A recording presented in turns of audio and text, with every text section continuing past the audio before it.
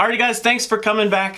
We are going to continue with our Dragon Ball Legends today, and we're going to keep on going. Wait, I tell you, they're not here for Dragon Ball. No. They're here for Pokemon. No. Come here. Next, we're going to be moving on to Charizard and Typhlosion here. So these two are actually tied for 5th or 6th place in bulk and stat product, whichever way you tend to look at it.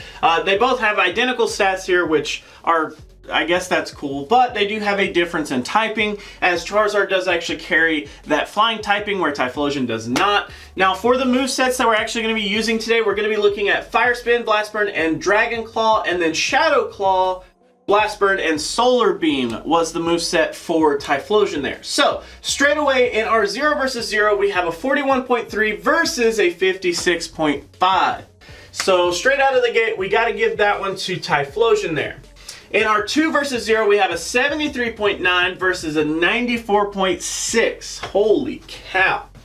So we're going to give that one to Typhlosion there. Then we have a 14.1 for the 0 versus 2 and a whopping 0% for Typhlosion. Holy cow. So that 0% definitely does hurt quite a bit there. Now in our 2 versus 2 here, we do have a 53.3 on Charizard with a 26.1 on Typhlosion. So definitely going to go to the Charizard on that one. Then it literally comes down to the 1 versus 1 to figure out which one will break the tie here.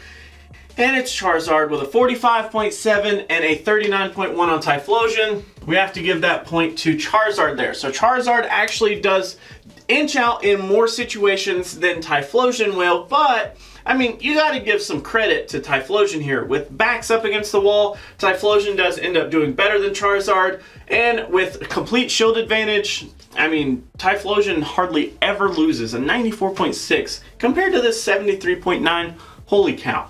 Next, we're going to get into our matchups with these two here, and this should go a lot smoother since we've already talked about how I'm doing this. But as you can see, we do have the 45.7 and the 39.1 set up here. So let's straight away get into our bug typing for both of these Pokemon. And as you can see straight there at the top, Fortress is the easiest matchup for our Charizard there. And then we're going to go with Pineco, Scizor, Ladian, Parasect. Oh yeah, all of these looking pretty good. So we actually end up winning all of the bug types with our Charizard there, which is pretty nice. Then with our Typhlosion, you can see the Fortress, Ladian, Pineco, Ariados, Parasect, Butterfree, and Scizor are our wins there. Then we do have a tie up against Scyther and Yanma, and then we start to lose with the Heracross, Pinsir, Beedrill, and Venomoth there. So it's not as clean cut, and I do have to give it to Charizard for the bug typing there. Next, moving on to our electric typing here, you can see that Zapdos, Magnemite, Magneton, Ampharos are all wins for our Charizard here, but considering that we do carry a weakness to electric, it starts to fall apart. So we do tie up against the Jolteon, then we start to lose against the Raikou, Electrode, Flaffy, Chinchou, Lantern, Raichu, and Electabuzz there. So, ugh. Now on the actual Typhlosion side here, we do actually do a little bit worse, surprisingly. So 2 wins and 3 losses. We actually end up winning against both Ampharos and Flaffy. Then we tie the Electrode, Raikou, and Zapdos. And then it just starts to fall apart from there. Lantern, Magnemite, Magneton, Jolteon, Chinchou, and Electabuzz are all losses for us there. Also Raichu, who decided to hide there at the bottom. So, unfortunately, this one's kind of split. I will actually give it to Charizard with 4 wins. That is better, even though we do have the same amount of matchups with 4 and 1 and 2 and 3. Charizard winning 4 is a lot better than tying against 3 while only winning 2. So we will give that one to Charizard as well. Next, we're going to be going up against the fire typing, and as you can see, we do have 4 losses and 5 ties versus 4 losses and only 3 ties. So let's see what we got here. So as far as our losses go, you can see that Magcargo is our hardest loss there, with Ho-Oh, Charizard, and Ninetales actually rounding out our losses for Charizard itself. And then for the actual Typhlosion here, you can see Magcargo appears again. Charizard actually beats our Typhlosion, Magby and Ninetales are rounding out our other losses there. And then we do have the Typhlosion, Moltres, and Houndoom, while we actually have a Typhlosion, Moltres, Houndoom, Charmeleon, and Arcanine tie there. So we actually do end up tying against more as Charizard. And this point is kind of the same with, you know, Venusaur and Meganium, is that the fact that Charizard can beat Typhlosion really puts Typhlosion behind, in my opinion. But, so with 4 losses and 5 ties, I guess I gotta actually go with our Typhlosion here. Considering we only have 3 ties, that does end up meaning that we win more against the fire typing than we would with Charizard there, so Typhlosion finally gets put on the board with our typings here. Next is the grass type matchups, and as you can imagine, these are pretty hardcore here. So Charizard actually ends up winning every single one. As you can see here, the hardest possible matchup is the Executor, and then Celebi and Victreebel rounding out our worst 3 matchups, but they are still wins. And Typhlosion here, unfortunately, he starts to show his age here, with Executor actually being a loss. And then we have Ivysaur, Celebi as ties, and then Venusaur and Execute are actually our 2 hardest matchups that we still do win.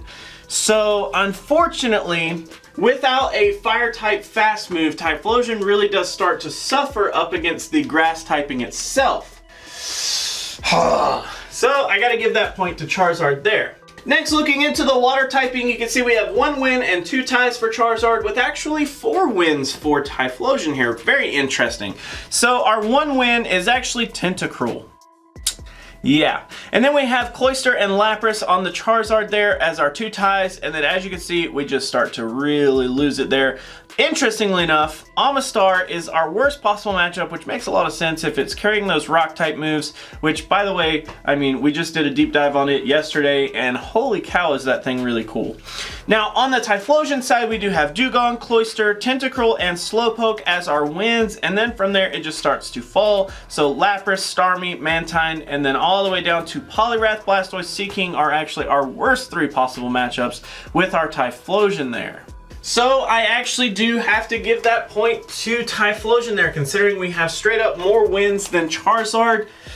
That makes a lot of sense. So now let's actually get into our meta picks here. So for our meta picks, I have 8 wins, 12 losses, and 4 ties on the Charizard, with 5 wins, 14 losses, and 5 ties on the Typhlosion side. And I mean, straight up out of the gate, I'm definitely favoring Charizard here. I mean, the Typhlosion has put up a really good fight, but Fortress, Venusaur, Magneton, Victreebel, Meganium, Venomoth, Beedrill, Executor, and then we start our ties up against ourselves with Charizard. And then we actually have the tie up against Lapras, Ninetales, and Typhlosion. And then it just starts to lose from there. So Raikou, Slowpoke, Slowbro, Kingdra, Mantine, Lantern, Blastoise, Raichu, Quagsire, Azumarill, Amistar, and Magcargo there, rounding out the last worst Pokemon to go up against. And in the Typhlosion area, it's just a little bit different, but a little bit worse in my opinion. Fortress, Slowpoke, Meganium, Ninetales, and Venusaur are our wins.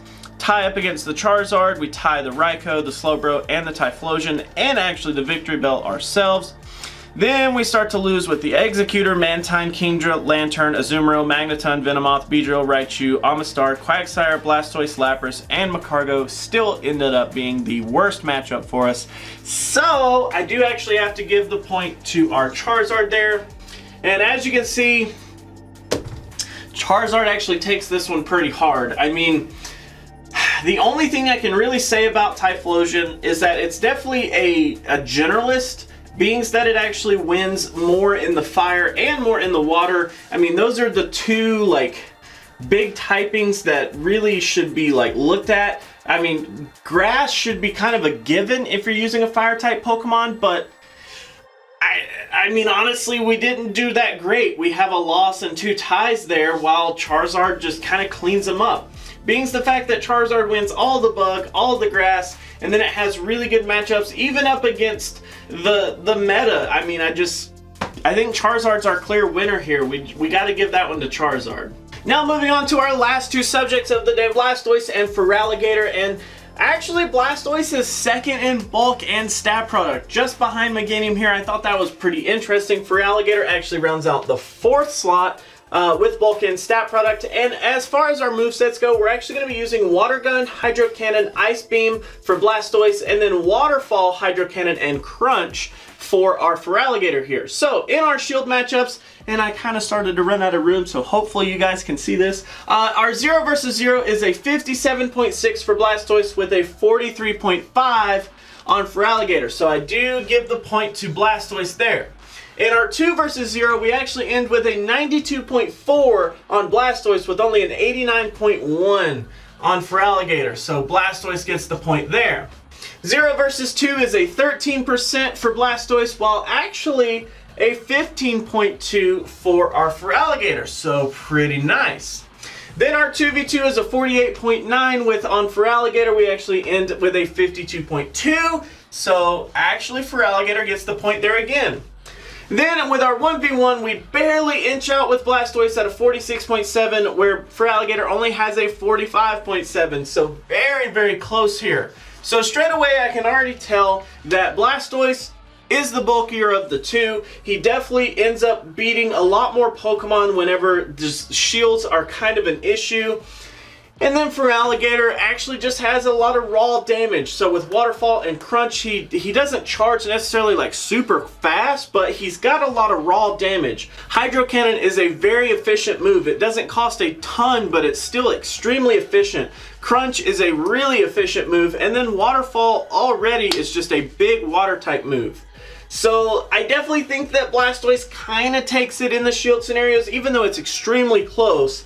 I definitely feel more comfortable with shields on the Blastoise side. Now actually getting into our typings here, our bug type up first, we have 3 losses and 1 tie on the Blastoise side with 4 losses and 2 ties on Feraligatr. So on the Blastoise side, which is of course up top, we do have the Pineco, Butterfree, Scizor, Fortress. All these are going to be wins here. Let's just go ahead and scroll down to our losses. So you can see our 3 losses are Parasect, Scyther, and Venomoth. And then we are tying up against the Pinsir there. Then on our Feraligatr side, let's actually just scroll down really fast. You can see Beedrill is actually our worst matchup here. Ariados and Scyther and Venomoth all still giving us some problems, while we do tie up against both Yanma and Parasect. Yeah, not like really hitting on a whole lot. I definitely feel like Blastoise takes it here. With only 3 losses and only 1 tie, we do inch out just a hair on both sides there, so gonna give that point to Blastoise. Moving on to our electric typing, we do have 1 win with Blastoise, but we actually have 2 wins with our Feraligatr. So let's go over there and see the electric. So as you can see here, the Ampharos does end up falling to both Pokemon here. While Magnemite is a loss for Blastoise, we actually end up winning the Magnemite in the Feraligatr matchup, which is kind of cool. But both of these Pokemon being water types, they should have a weakness to the electric type. So all of the other Pokemon here are pretty good and pretty, you just probably count those as a loss. But, I mean, in any case, we do actually have 1 extra win on the Feraligatr side. So I will go ahead and give the electric point to Feraligatr there. Now moving up to our fire typing, we do have all written down in both categories here. So as you can imagine, being water type Pokemon with actual water type fast moves, we should do pretty good here. Our worst possible matchup on the Blastoise side is the Ho-Oh there, which I'm sure is utilizing a grass type fast move. And then we have Charizard, Ninetales, and Charmeleon are probably like 3 biggest threats that you'll end up seeing. But on the Feraligatr side, it changes a little bit. Charizard's still a big issue, but Quilava and Charmeleon actually round out the other 2 out of our top 3 worst matchups. So the fire typing's pretty good, considering that we do have all wins here. I will consider that a tie for both Pokemon. Next, moving into our grass typing here, we do have 2 wins for our Blastoise with only 1 win for the Feraligatr, but we do have a tie on Blastoise, and I'm pretty sure we're gonna have another tie in the Feraligatr. So let's actually look here. As you can imagine, the grass type should be an automatic loss, considering we do carry that water typing. So Celebi and Execute are our 2 wins on the Blastoise side, with Jumpluff actually being the tie there, whereas we actually end up having a win up against Celebi, and then Execute becomes a tie, and then Parasect actually makes its way into a tie as well. So kind of interesting there. Of course, with our hardest matchups here, Sunflora actually rounds out the hardest one for our Blastoise with Victreebel and Vileplume, rounding out the top 3 there. And then Bayleaf actually becomes our hardest matchup for Feraligatr with Blossom and Vileplume actually showing up there at the bottom as well. So considering we do have a better chance with our good old Blastoise here, I will give that point to Blastoise instead of Feraligatr. Now moving on to our last typing here, the water typing. So this one is pretty like split. We have 14 wins and 3 ties with Blastoise, while Feraligatr actually has 15 wins and 4 ties there. So let's actually take a look at these. So you can see all of these wins here. It just kind of looks like we're basically out bulking some in the Blastoise area. There's not like a clear-cut like reason why we're beating a lot of these. Considering Hydro Cannon is probably super efficient, it probably comes down to that aspect of it. When we start to get into our losses, you can see that they're doing a lot of neutral damage instead of water type damage. So those make a lot of sense. And then the Azumarill probably going to be outbulking us. Gyarados probably using some non-resisted moves there. And then as you can see, a lot of these are getting into that area where they're using some type of move that isn't going to be resisted by our Blastoise. So they're able to just output neutral damage straight out of the gate, which gives them a little bit more of an advantage while we're using Water Gun.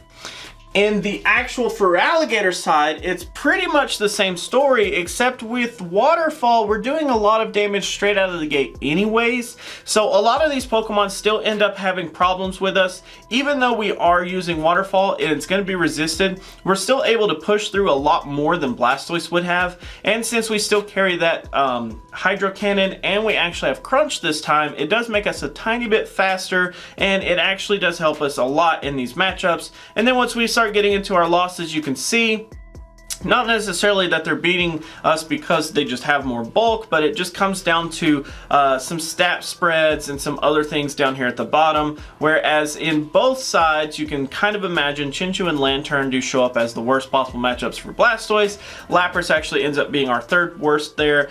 And then in our Feraligatr, it's actually Poliwrath instead of Lapras, and then we have Lantern and Chinchou there at the bottom as well. So kind of interesting, but I definitely have to say that I would go with Feraligatr there in terms of beating the water types. I feel more comfortable going with Feraligatr if I had to go up against water types there, so not too shabby. Now on to our last matches of the day. We do have our meta picks for both of these. 9 wins, 13 losses, 2 ties for Blastoise with 6 wins, 17 losses, and 1 tie for Feraligatr. So here again, we're coming down to the tiebreaker, and I gotta give it to Blastoise on this one. Winning more, losing less, and even though you do have an extra tie, that's still gonna be a little bit better in some scenarios. So let's actually go over Blastoise here. You can see our best possible matchups are gonna be Typhlosion, Fortress, Magcargo, Charizard, Ninetales. All of those are kind of given. Amistar, Lapras, Quagsire, Venomoth are rounding out the wins for us. We do tie up against ourselves, of course. Mantine, Azumarill. You can start to see we start to lose here. Executor, Slowbro, Kingdra, Slowpoke, Mataton, Raikou, Lantern, Beedrill, Raichu, Venusaur, Meganium, and Victreebel rounding out the worst matchups for us, which are no surprise there. On the Feraligatr side, let's actually see here. So Charizard is actually the easiest matchup here, and then Ninetales, Typhlosion, Magcargo, Fortress, Amistar, Slowbro actually does round out the wins for us. And then we have Blastoise and Slowpoke being our 2 ties. Then we have Magneton, Venomoth, Mantine, Lapras, Raikou, Beedrill, Lantern, Azumarill, Raichu, Executor, Quagsire, Kingdra, Venusaur, Meganium, and Victreebel all rounding out the bottom there, just like with Blastoise. So I do have to give it to Blastoise there. It does actually do better up against the meta picks for the Rainbow Cup. So all in all, I definitely would say that Blastoise seems to just barely inch out Feraligatr, but I mean, it's not by a lot. I'd say that they're a lot closer than I initially expected. I mean, the numbers are relatively close in some areas, but I mean, we do have some inches being given to both sides here. And considering that it's 2 types, and then we tie up against the fires here, I mean, it's a pretty much like even match until you start to look at the meta, where Blastoise will actually inch out just a little bit better. The theme for this video is that Gen 1 happens to be better than Gen 2. And if you're like me and you're a Gen 2 fanboy, then you just have to take it and go, man. Even though that it's not what I wanted, it is what it is. I really did hope that we would see some comebacks in the Gen 2. Once I got started on Venusaur and Meganium, I knew that Venusaur was probably going to inch it out because of its unique typing there. And then I was hoping that Typhlosion would inch it out because it does have some interesting moves here. But unfortunately, it just doesn't like beat the Charizard there. And then I was really hoping that Feraligatr would beat Blastoise because Blastoise is just kind of like awkward for me. And I like Waterfall way better than I like Water Gun because, you know, I'm that kamikaze type player. But I do have to give it to the Gen 1s today. I do think that they will be better in a lot of regards. Now, of course, that doesn't mean that the Gen 2s can't shine. If you do have a team comp like kind of built around them, I definitely think that they will do just fine. But I think statistically the Gen 1s will beat out the Gen 2s no matter what you do in the Rainbow Cup. So that is actually going to be it for part 2 of this video, guys. Thank you so much for hanging out this weekend. Thank you so much for like being fans, I guess. Like, thank you for being fans of Pokemon PvP, because that's what it really is about. Hopefully you guys are well on your way into building a team, as the 1st of June should have been yesterday. Is that right? I lose track of dates. Anyways, thank you guys so much for hanging out. Thank you so much for watching. Always remember that if you like to like videos, you can do that. But if you don't, you could be that guy. Otherwise, let me know what you have to say down in the comments below. And until our next video, I will catch you then.